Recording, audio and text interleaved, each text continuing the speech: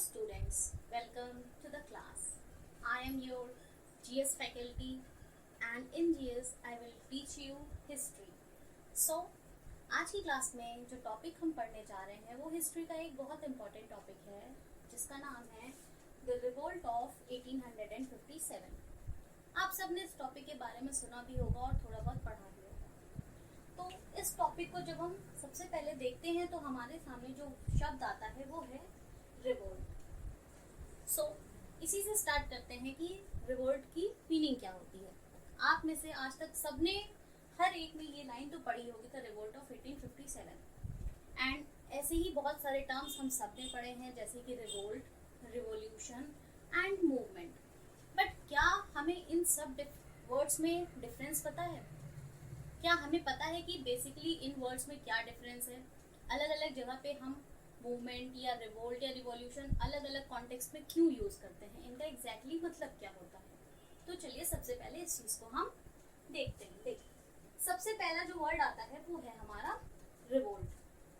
Now what is revolt? देखिए, जब इंसान किसी चीजों से संतुष्ट नहीं हो पाता है या वो किसी के टर्म्स एंड कंडीशंस पे अग्री नहीं करता है, धीरे धीरे उसके अंदर बहुत सारी निगेटिव फीलिंग्स आती है या उस टर्म और कंडीशन के अगेंस्ट में फीलिंग्स आती रहती हैं. ठीक है, फॉर एग्जाम्पल, अगर आपको कोई चीज़ नहीं पसंद है या आपको कोई पर्सन नहीं पसंद है, वो कोई काम कर रहा है, आपको बुरा लगा, आपने इग्नोर कर दिया, अगेन फिर उसने कोई ऐसा स्टेप लिया जो आपको पसंद नहीं आया, ठीक, तो आपने वो भी अपने अंदर रख लिया कि it's okay. Again and again वो ऐसे काम करते जा रहा है जो आपको पसंद नहीं आ रहे हैं. आप एक टाइम के बाद गुस्से में भड़क जाएंगे, आप उसके अगेंस्ट हो जाएंगे, हैं, गुस्सा आएगा आपको, आप चिल्लाएंगे या आप कोई भी एक्शन लेंगे.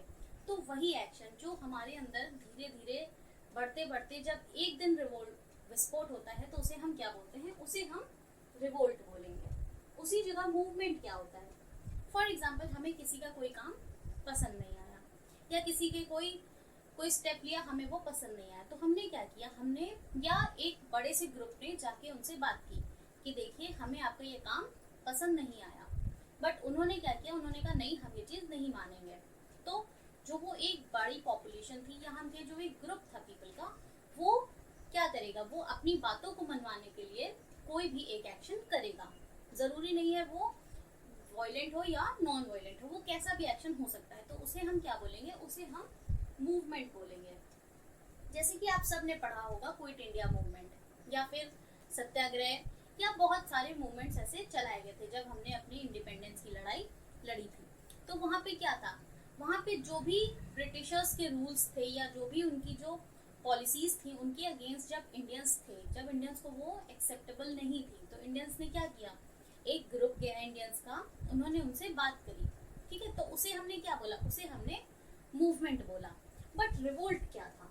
रिवोल्ट जैसे कि 1857 में हुआ, क्या यहाँ पे बात की गई थी ब्रिटिशर्स से? यहाँ पे उन्होंने सीधे ब्रिटिशर्स के अगेंस्ट में एक लड़ाई स्टार्ट कर दी. तो ये बेसिक डिफरेंस होता है हमारा रिवोल्ट में और मूवमेंट में. और जो भी चेंजेस इस रिवोल्ट के बाद आते हैं या मूवमेंट के बाद आते हैं उसे हम क्या बोलते हैं? उसे हम बोलेंगे रिवॉल्यूशन. ये जो रिवॉल्यूशन है वो मूवमेंट और रिवोल्ट का रिजल्ट होता है. आई होप आपको ये चीज समझ में आई होगी, बिकॉज ये समझना बहुत इंपॉर्टेंट है. पूरी हिस्ट्री में हम क्या पढ़ेंगे? हम मूवमेंट्स के बारे में पढ़ेंगे, बहुत सारे रिवोल्ट्स के बारे में पढ़ेंगे एंड जो रिवॉल्यूशंस आए हैं उनके बारे में पढ़ेंगे. तो ये बेसिक डिफरेंस था जो हमें पता होना चाहिए. ठीक, अब बात करते हैं 1857 की रिवोल्ट के बारे में, 1857 की क्रांति. देखिए क्या हुआ. आप सबको पता है ब्रिटिशर्स इंडिया आए ट्रेड के पर्पज से, और कैसे उन्होंने धीरे धीरे इंडिया को अपनी एक टेरिटरी बना लिया. उनकी पॉलिसीज, उनके रूल्स, उनके रेगुलेशंस सब उनके फेवर में थे, इंडियंस के फेवर में कुछ भी नहीं था. तो बहुत सारी ऐसी चीज़ें थी जो इंडियंस को एक्सप्लॉइट कर रही थी, और वी कैन से हर एक चीज़ इंडियंस को एक्सप्लॉइट कर रही थी, बिकॉज इंडियंस के फेवर में उनकी एक भी पॉलिसी नहीं थी. तो ऐसी पॉलिसीज जब स्टार्टिंग में तो इंडियंस को समझ में नहीं आया कि ये सिर्फ उनके अगेंस्ट है, बट धीरे धीरे जैसे जैसे उनकी पॉलिसीज और एक्सप्लॉइटेटिव होती गई, इंडियंस को ये बात समझ में आने लगी थी कि जो ब्रिटिशर्स हैं वो इंडियंस के फेवर में नहीं हैं, या इंडियंस के लिए कुछ भी बेटरमेंट के लिए वो नहीं सोचेंगे। ब्रिटिशर्स का एक एम था कि वो अपनी ट्रेजरी फुलफिल कर सके, वो अपने पास बहुत सारा पैसा ले जा सके और इंडिया को जस्ट अपनी एक टेरिटरी और वी कैन से कॉलोनी बना के रख सकें। ऐसे बहुत सारे स्टेप्स हुए जिसने इन इंडियंस को ये बात रियलाइज करवाई। तो वही चीज़ें धीरे धीरे कॉज बन के एक टाइम पे ऐसा आया कि इंडियंस ने ब्रिटिशर्स के अगेंस्ट एक लड़ाई शुरू कर दी। उसी लड़ाई को हमने क्या नाम दिया, 1857 रिवोल्ट। ठीक है, अब ऐसे क्या चीज़ें थी, ऐसे क्या रूल्स थे, ऐसी क्या पॉलिसीज थी जो ब्रिटिशर्स ने अपनाई, जिनकी वजह से एक दिन ऐसा आया कि इंडियंस ने उनके अगेंस्ट ऐसा काम किया। तो चलिए एक एक करके हम ऐसी चीज़ें देखते हैं। अब अगर कोई किसी के अगेंस्ट जाता है तो ऐसा तो नहीं है कि कोई एक रीज़न होगा या कोई एक सिंपल सी छोटी सी बात होगी और इंडियंस ने इतना बड़ा युद्ध या वीकेंड से इतना रिवोल्ट कर दिया। नहीं, बहुत सारे कॉजेस थे, एक फील्ड में नहीं, हर एक फील्ड में थे। तो चलिए डिटेल में हम उन चीज़ों को देखते हैं। सबसे पहले हम इकोनॉमिक रिफॉर्म्स में बात करते हैं। चलिए, अब ब्रिटिशर्स ने क्या किया, ब्रिटिशर्स ने हर तरह से इंडियन से पैसा लेने की कोशिश की, चाहे वो उनसे खेती के थ्रू लिया हो या उनका जो भी रॉ मटेरियल था उसे अपनी कंट्री ले जाके किया हो, हर तरह से वो अपना बेनिफिट देख रहे थे।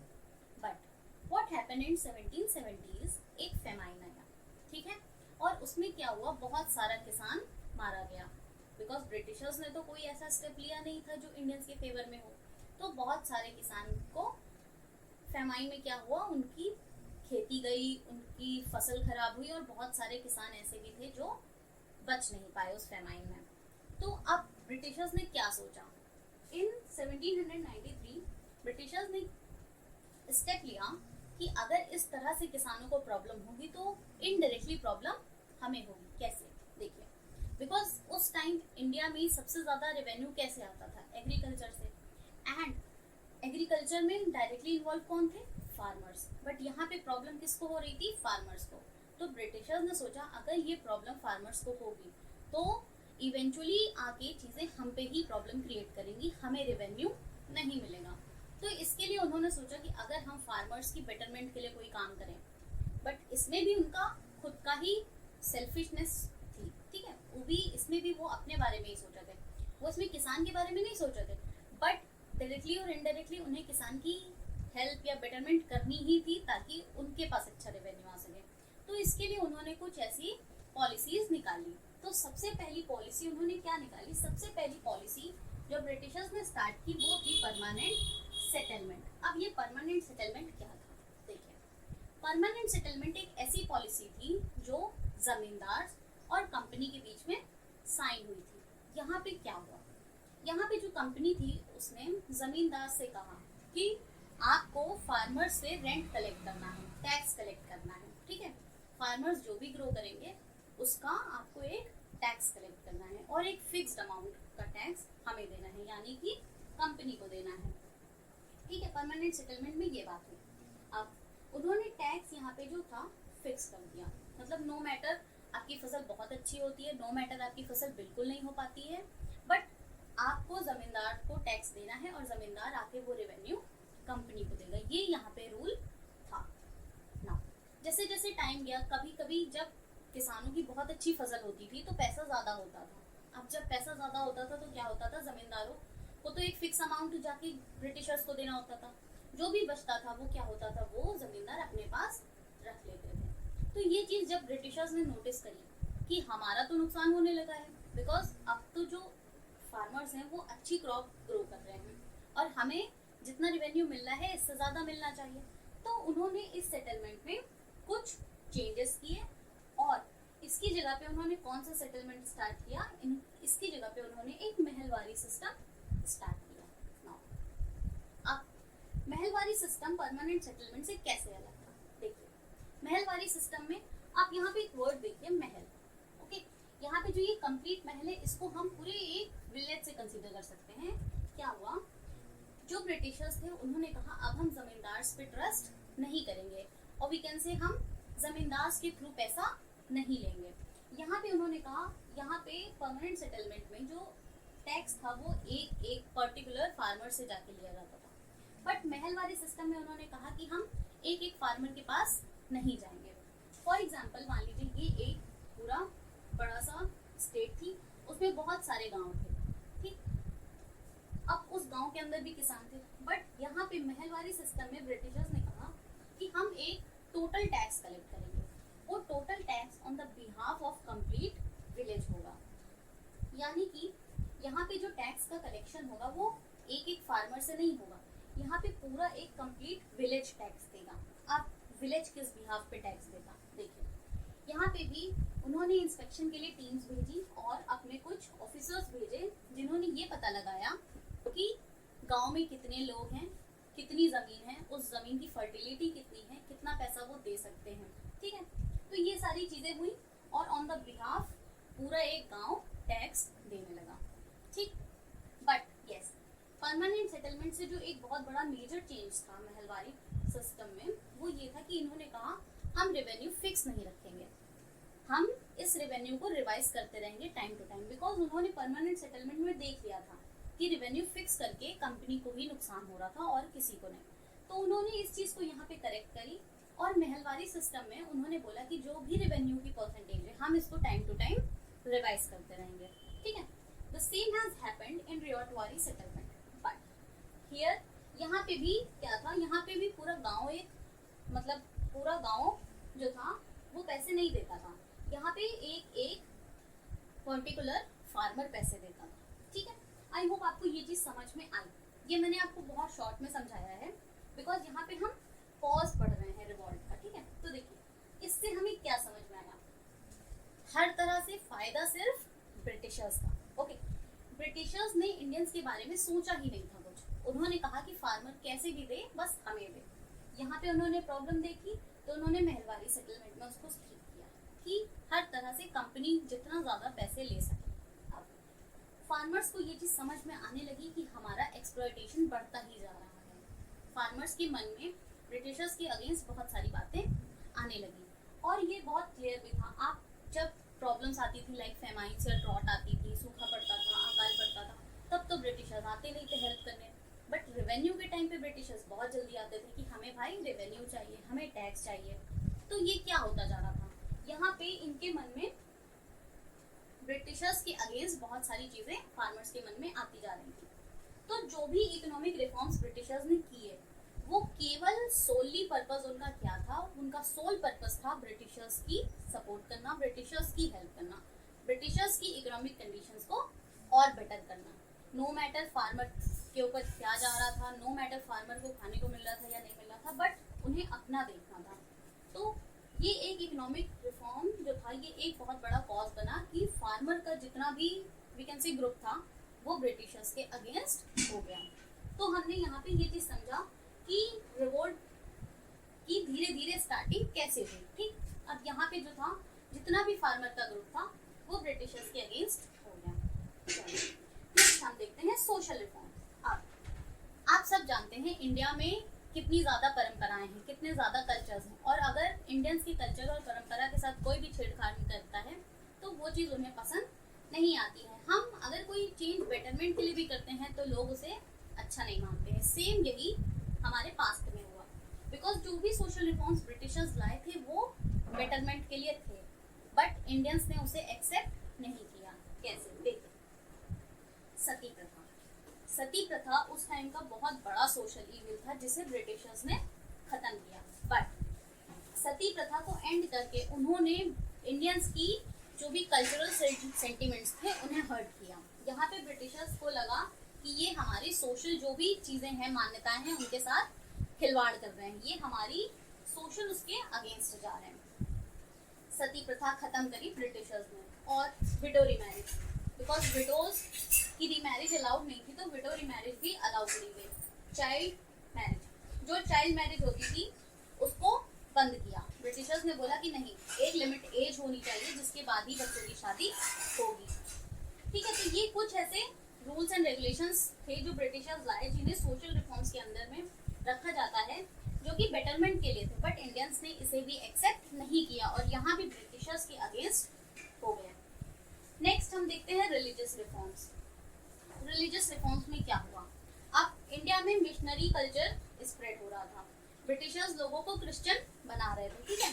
जो इंडियन लोग थे उनको उनका रिलीजन छोड़ के, रिलीजन चेंज करके मिशनरी रिलीजन को एक्सेप्ट करने के लिए बोला जा रहा था, ठीक है।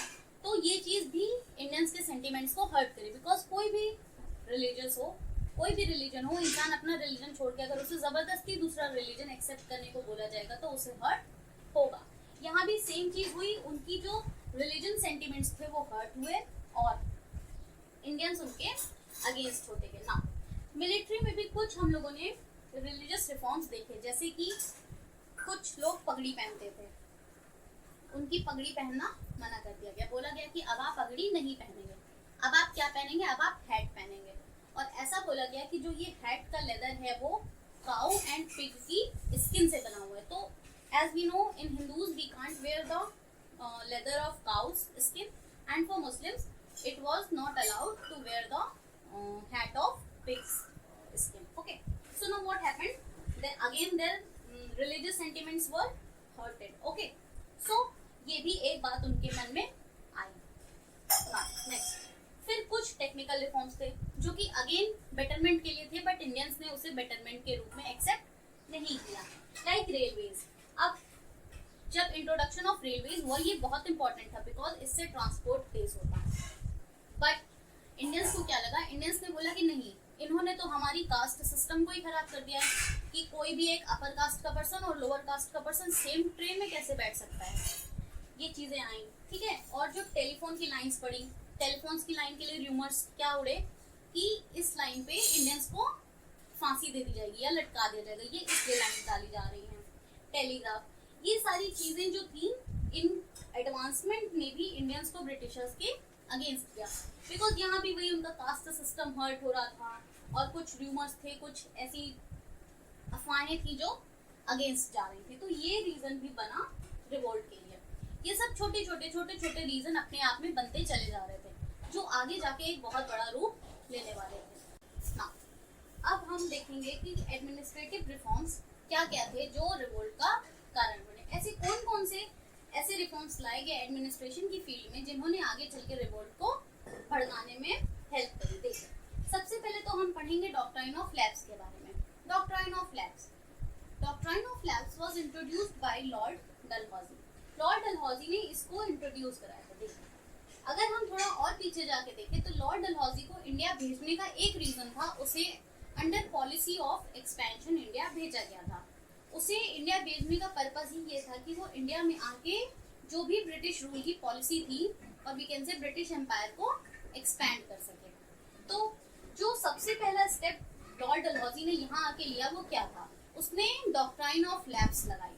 अब डॉक्ट्राइन ऑफ लैप्स के अंडर में क्या होता था, देखिए, डॉक्ट्राइन ऑफ लैप्स के अंडर में उन स्टेट्स का एनेक्सेशन होता था जिस स्टेट की कोई भी real we can say real prince नहीं था, या जैसे कि अगर किसी भी किंग का अडॉप्टेड चाइल्ड है, रियल चाइल्ड नहीं है, तो वो स्टेट डायरेक्टली ब्रिटिश गवर्नमेंट के अंडर में चली जाएगी। ये रूल था डॉक्ट्राइन ऑफ लैप्स का।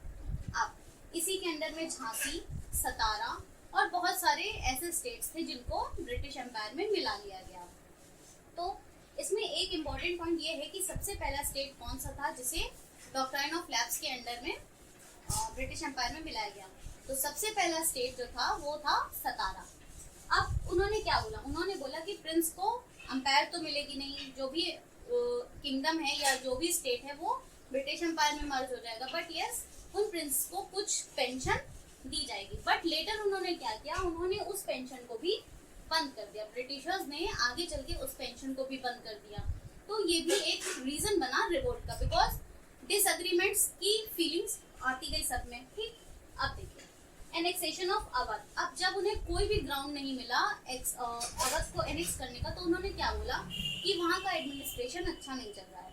उन्होंने अवध को किस पे अंडर उन्होंने बोला कि वहाँ पे जो भी एडमिनिस्ट्रेशन है बिल्कुल सही नहीं चल रहा है, लोग उसको रूल नहीं कर पा रहे हैं, इसलिए अवध को ब्रिटिश एम्पायर में मिलाने की जरूरत है ताकि अवध को एक अच्छा एडमिनिस्ट्रेटिव या एडमिनिस्ट्रेशन दिया जा सके। सेम उन्होंने क्या इशू किया, सब्सिडरी अलायंस। अब ये बहुत इंपॉर्टेंट है। देखिए यहाँ पे ब्रिटिशर्स ने बहुत लंबी सोच देखिए क्या किया, इन्होंने जाके स्टेट से बोला कि आप अपनी आर्मी मत रखिए, आपके स्टेट में हम अपनी आर्मी रखेंगे। आपको क्या करना है, आपको उस आर्मी के सारे एक्सपेंसेस उठाने हैं, बदले में वो आर्मी आपकी रखवाली करेगी, आपके फोर्ट की रखवाली करेगी, एज अ आपकी आर्मी वो काम करेगी। ठीक, तो यहाँ पे जो इंडियन रूलर्स थे उनको लगा कि ये तो मेरा फायदा है, हमें अपनी आर्मी नहीं रखनी है, हमें ब्रिटिशर्स की आर्मी भी मिलेगी और हमें क्या होगा, सपोर्ट भी मिलेगा और प्रोटेक्शन भी मिलेगा। बट यहाँ पे ब्रिटिशर्स का क्या गेम था, उन्होंने सोचा कि जब स्टेट अपनी आर्मी हटा देगा तो एक तरह से तो स्टेट ने अपनी पावर ही हटा दी, अब स्टेट डायरेक्टली और इनडायरेक्टली ब्रिटिशर्स के अंडर में चला गया। अब जब ब्रिटिश ऑर्डर देंगे तब वो जो ब्रिटिश की आर्मी थी वो तो ब्रिटिशर्स की तरफ से ही लड़ेगी ना, वो किंग की तरफ से तो लड़ेगी नहीं, नो मैटर कि किंग उनके सारे एक्सपेंसेस उठा रहा था या जो भी कर रहा था। तो सब्सिडियरी अलायंस भी बहुत सारे स्टेट्स से साइन करवा दी गई। यहाँ भी आप एक पॉइंट याद रखेंगे कि सबसे पहला स्टेट जिसने सब्सिडियरी अलायंस साइन की थी वो था हैदराबाद। निजाम ऑफ हैदराबाद पहला रूलर था जिसने ये सब्सिडियरी अलायंस साइन करी थी। ओके, तो ये ऐसे एडमिनिस्ट्रेटिव रिफॉर्म्स थे जिन्होंने लोगों से उनकी एडमिनिस्ट्रेशन को ही ले लिया, उनका स्टेट, उनकी जो भी किंगडम थी उसको ले लिया।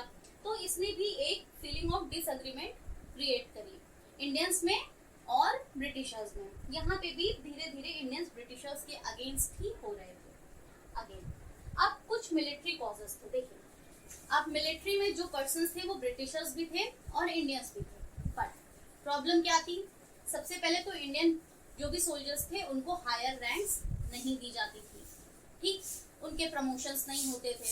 एंड अगर सेम स्टेजेस पे दो इंडियन और एक ब्रिटिशर सोल्जर था तो उनकी सैलरीज में भी बहुत ज्यादा डिफरेंसेस होते थे। सैलरीज जो थी ब्रिटिश सोल्जर्स की इंक्रीज की जाती थी बट इंडियन सोल्जर्स की सैलरी बिल्कुल भी नहीं बढ़ाई जाती थी। ओवरसीज डिप्लॉयमेंट, अब ये ओवरसीज डिप्लॉयमेंट क्या था, देखिए ऐसी मान्यता थी कि जो इंडियन सोल्जर्स हैं वो ऐसा मानते थे कि उन्हें समुद्र क्रॉस नहीं करना है, बट ब्रिटिशर्स तो उन्हें दूसरे कंट्रीज में भेजते थे लड़ाई के लिए। तो यहाँ उनकी ये मान्यता खत्म हुई, मतलब यहाँ पे भी उनकी फीलिंग ऑफ डिसएग्रीमेंट क्रिएट हुई। अगेन डबल बट्टा, डबल बट्टा क्या था, देखिए डबल बट्टा था जब कोई भी इंडियन सोल्जर या कोई भी ब्रिटिश सोल्जर जो इंडियन में है वो कहीं बाहर जाएगा तो उसे सैलरी डबल मिलेगी, बट ऐसा इंडियन के साथ नहीं किया उन्होंने सिर्फ ब्रिटिशर्स को double salary the but Indians को उन्होंने डबल सैलरी नहीं दी। तो यहाँ भी एक फीलिंग ऑफ डिसएग्रीमेंट जनरेट हुई। अब आप सबने देखा कि जितने भी ये कॉजेस थे, जो भी रीजंस थे, या चाहे वो इंडियंस के फेवर में थे, वैसे तो बहुत कम ही ऐसे थे जो इंडियंस के फेवर में थे, बट अगर थे भी तो भी उन रीजंस को इंडियंस ने एक्सेप्ट नहीं किया और बाकी तो इंडियंस के फेवर में थे ही नहीं, वो डायरेक्टली ब्रिटिशर्स के फेवर में ही थे। तो ये सारे रीजंस धीरे धीरे बन रहे थे। अब किसी भी चीज को भड़काने के लिए एक चीज ही सबसे इंपॉर्टेंट होती है, वो है यहाँ पे इमीडिएट कॉज। ये इमीडिएट कॉज ही वो कॉज है जिसने रिवोल्ट ऑफ 1857 को फाइनल ब्लो दिया। क्या था ये इमीडिएट कॉज, चलिए देखते हैं ये इमीडिएट कॉज क्या था। It was the introduction of Enfield rifles. अब एनफील्ड राइफल्स क्या थी, भाई जो मिलिट्री मैन थे उनके पास गन्स होती थी, उसमें राइफल्स में जो कार्टिलेज डाली जाती थी वो भी होती थी, बट जो ये एनफील्ड राइफल्स इंट्रोड्यूस की गई इसमें ऐसा बोला गया कि जो भी कार्टिलेज में ग्रीस लगाई गई है वो ग्रीस बनी हुई है पिग एंड काउ के फैट से। सो अगेन हिंदूज के लिए काउ का फैट अपने मुंह में लगाना और मुस्लिम्स के लिए पिग का फैट अपने मुंह में लगाना उनके रिलीजन के बिल्कुल अगेंस्ट था, बिकॉज जो कार्टिलेज थी उसको मुंह से काट के खोलना पड़ता था। तो इस चीज ने सबसे बड़ा रोल प्ले किया रिवोल्ट स्टार्ट करने में, बिकॉज मंगल पांडे जो कि यहीं पे थे, मतलब जिन्होंने जब पता चला उनको तो उन्होंने सीधे सीधे रिपोर्ट किया और 2 ब्रिटिश रूलर्स को गोली मार दी। 2 ब्रिटिश जो ऑफिसर्स थे वहां के उनको गोली मार दी और रिवोल्ट, एक तरह से हम कहें कि रिवोल्ट स्टार्ट हो गया। अब जब यहाँ पे चीजें स्टार्ट हुई तो इन सबको भी एक एक करके मौका मिलता गया और उन्होंने भी अपनी अपनी जगह पे चीजों को स्टार्ट कर दिया, जितना बन पड़ा जो बन पड़ा उन्होंने किया। अब तो ये कुछ कॉजेस थे जिन्होंने मिलके इंडियंस के अंदर फीलिंग या हम कहें सेंटिमेंट्स ऑफ डिसएग्रीमेंट क्रिएट करे, और इसने क्या किया, एनफील्ड राइफल्स के इंट्रोडक्शन ने फाइनल हम लोग कह सकते हैं फाइनल किया और रिवोल्ट स्टार्ट हो गया। अब कुछ चीजें इस रिवोल्ट के बारे में जो हमें देखनी है। देखिए, सबसे पहले तो इस डेट, जो इस रिवोल्ट की डेट पहले से डिसाइड की गई थी, वो थी 31 मई 1857। बट जो यहाँ पे हुआ उसकी वजह से ये जो रिवोल्ट था वो 10 मई को ही स्टार्ट हो गया। ठीक है, अब इस रिवोल्ट का एक सीक्रेट सिंबल था। वो सीक्रेट सिंबल क्या था? वो सिंबल था रोटी और कमल का फूल। तो आपको ये चीज याद रखनी है कि सिंबल क्या था और ये कब इसकी डेट डिसाइडेड थी और कब ये स्टार्ट हो गया, अपनी डिसाइडेड डेट से पहले। Next, emperor of India. उस टाइम पे जो इंडिया के एम्परर थे वो कौन थे? बहादुर शाह जफर। और जो गवर्नर जनरल था वो लॉर्ड कैनिंग। ये 4 पॉइंट हैं जो आपको याद रखने हैं। और ये कुछ ऐसे बेसिक कॉजेज हैं जिनकी वजह से रिवोल्ट ऑफ 57 हुआ। ठीक है, अब देखिए, जो नाम है ये रिवोल्ट ऑफ 1857, अलग अलग राइटर्स ने, अलग अलग लोगों ने इसको अलग अलग नाम दिया। क्यों अलग अलग नाम दिया? देखिए, जो R.C. मजूमदार हैं उन्होंने इसको बोला the sepoy mutiny and the rebellion of 1857, because यहाँ पे जो बेसिक था और वी कैन से जो मेजर कॉज था वो था एनफील्ड राइफल्स का इंट्रोडक्शन, जिसने डायरेक्टली सीपॉयज को इम्पैक्ट किया और जिसकी वजह से रिवोल्ट स्टार्ट हुआ। तो इसको यहाँ पे सीपॉय म्यूटिनी R.C. मजूमदार ने बोला। ठीक है, अब the Indian war of independence, अगर हम कहें तो ये ब्रिटिश के अगेंस्ट पूरे एक इंडियंस की पहली लड़ाई थी, इसलिए इसको क्या बोला गया?